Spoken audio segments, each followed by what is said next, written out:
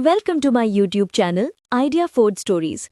आज हम लेकर आए हैं एक जबरदस्त एपिसोड जिसमें हम बात करेंगे AI 2041 की 10 visions for our future by Kai Fu Lee और चेन चू फान की।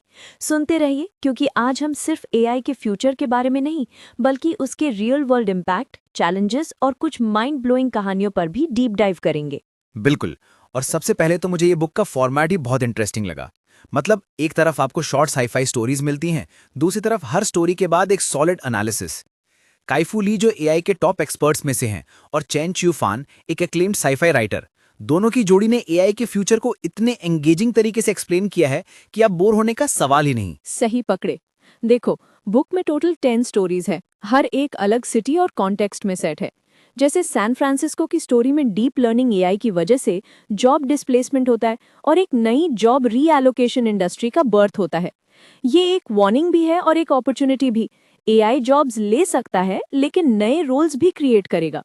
हाँ, और टोक्यो वाली स्टोरी तो नेक्स्ट लेवल है। एक फैन वर्चुअल रियलिटी के थ्रू अपने फेवरेट पॉप स्टार के डिजिटल एवतार से इंटरैक्ट करता है। इमेजिन करो, आप अपने आइडल के साथ VR में बैठ के बात कर रहे हैं, उसकी लाइफ की मिस्ट्रीज सॉल्व कर रहे हैं। ये सिर्फ एंटरटेनमेंट ही नहीं, सेलिब्रिटी कल्चर को रीडिफाइन करने वाला कॉन्सेप्ट है। और मुंबई की स्टोरी भी मिस मत करना। एक टीनेज गर्ल अपने रोमांटिक लाइफ में AI के इंटरफेरेंस से रिबेल करती है। मतलब AI जब आपके पर्सनल डिसीजंस में घुसने लगे तो प्राइवेसी और ऑटोनॉमी का क्या होगा? ये स्टोरी एक बड़े क्वेश्चन को उठाती है। AI कितना पर्सनल हो सकता है और हमें अपनी बाउंड्रीज कैसे सेट करनी चाहिए? मुझे सियोल वाली कहानी भी बहुत टचिंग लगी। वर्चुअल टीचर्स ऑर्फन ट्विंस को गाइड करते हैं, उन्हें नए लर्निंग और कनेक्शन के तरीके दिखाते हैं। इससे एक होप मिलती है कि AI एजुकेशन को डेमोक्रेटाइज कर सकता है, स्पेशली उन लोगों के लिए जो ट्रेडिशनल एजुकेशन एक्सेस नहीं कर पाते। और सिक्योरिटी रिस्क्स का एंगल भी बुक में काफी स्ट्रांग है। म्यूनिक की स्टोरी में एक रोग साइंटिस्ट क्वांटम कंप्यूटिंग और AI का यूज करके एक रिवेंज प्लॉट प्लान करता है। क्वांटम कंप्यूटिंग की वजह से एग्जिस्टिंग क्रिप्टोग्राफी खत्म हो सकती है। इमेजिन करो, आपके बैंक अकाउंट्स, क्रिप्टो करेंसीज सब वल्नरेबल हो जाएंगे। इसीलिए वो प्रपोज करती है कि क्वांटम रेजिस्टेंट एल्गोरिथम्स डेवलप करने होंगे ताकि डेटा सिक्योर रहे। और ऑटोनोमस वेपन्स का भी इशू है। AI पावर्ड वेपन्स बिना ह्यूमन इंटरवेंशन के टारगेट सिलेक्ट कर सकते हैं।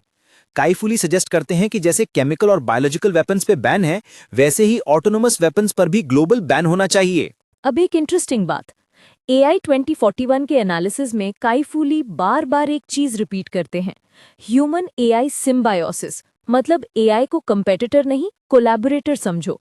रूटीन टास्क AI करे और ह्यूमंस अपनी क्रिएटिविटी, एम्पैथी और प्रॉब्लम सॉल्विंग पे फोकस करें। बिल्कुल, लेकिन इस सिम्बायोसिस को एथिकल बनाना भी जरूरी है। बुक के हिसाब से AI डेवलपमेंट में ट्रांसपेरेंसी, फेयरनेस और अकाउंटेबिलिटी होनी चाहिए। अगर डेटा बायस्ड है तो AI भी बायस्ड हो जाएगा। और प्राइवेसी का भी ध्यान रखना होगा। AI जितना डेटा यूज करता है उतना ही रिस्पॉन्सिबल होना चाहिए। बिल्कुल। और जॉब डिस्प्लेसमेंट का इशू भी इग्नोर नहीं कर सकते। काई-फू ली के एनालिसिस के मुताबिक सबसे पहले रूटीन कॉग्निटिव और मैनुअल जॉब्स इंपैक्ट होंगी, customer service, telemarketing, accounting etcetera. Solution, reskilling और अपस्किलिंग। जो स्किल्स AI रेप्लिकेट नहीं कर सकता, creativity, emotional intelligence, complex problem solving, उन पे फोकस करो। और एक और bold idea, universal basic income. जब तक लोग ट्रांजिशन फेज में हैं, उन्हें फाइनेंशियल सपोर्ट मिल सके ताकि वो नए करियर्स या एंटरप्रेन्योरशिप ट्राई कर सकें बिना इकोनॉमिक प्रेशर के।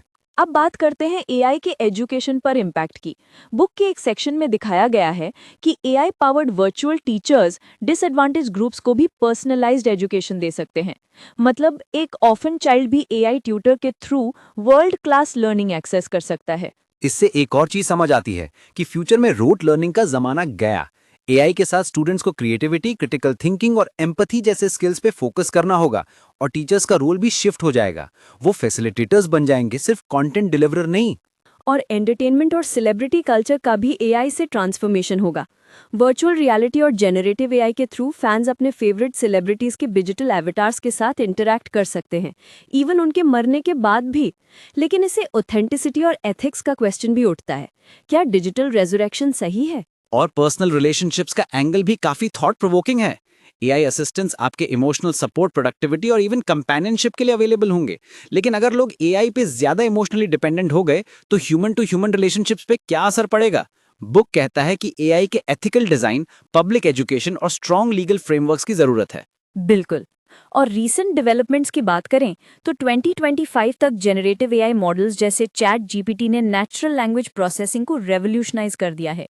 हेल्थ केयर में एआई ड्रिवन डायग्नोस्टिक्स और पर्सनलाइज्ड मेडिसिन आ चुकी है, और ऑटोनॉमस व्हीकल्स भी काफ़ी सिटीज़ में टेस्ट हो रहे हैं और कुछ जगहों पे तो कमर्शियल यूज़ में भी आ गए हैं। लेकिन जितनी तेजी से एआई डेवलप हो रहा है, उतनी ही तेजी से ग्लोबल रेगुलेशंस की जरूरत है।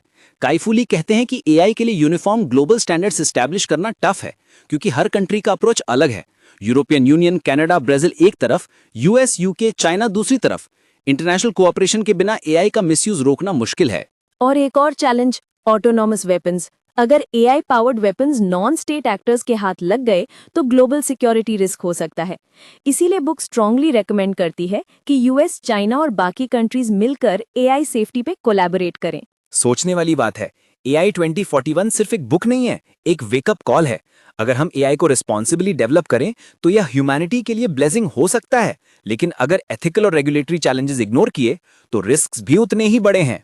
तो दोस्तों, अगर आपको एआई के फ्यूचर, उसके सोसाइटल इम्पैक्ट और रियल वर्ल्ड चैलेंजेस में इंटरेस्ट है तो AI 2041 एक मस्ट रीड है।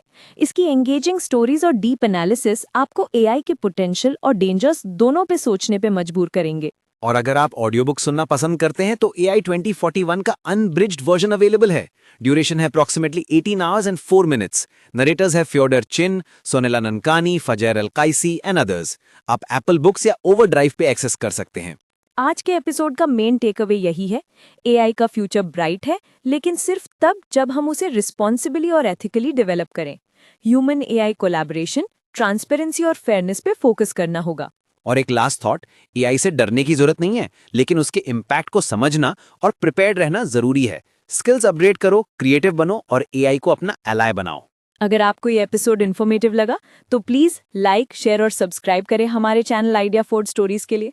आपके कमेंट्स का इंतजार रहेगा। बताइए आप एआई के फ्यूचर को कैसे देखते हैं। मिलते हैं अगले एपिसोड में एक नए आइडिया के साथ। शुक्रिया सुनने के लिए। एआई का फ्यूचर आपके हाथ में है। सोचो, सीखो और इनोवेट करो। बाय।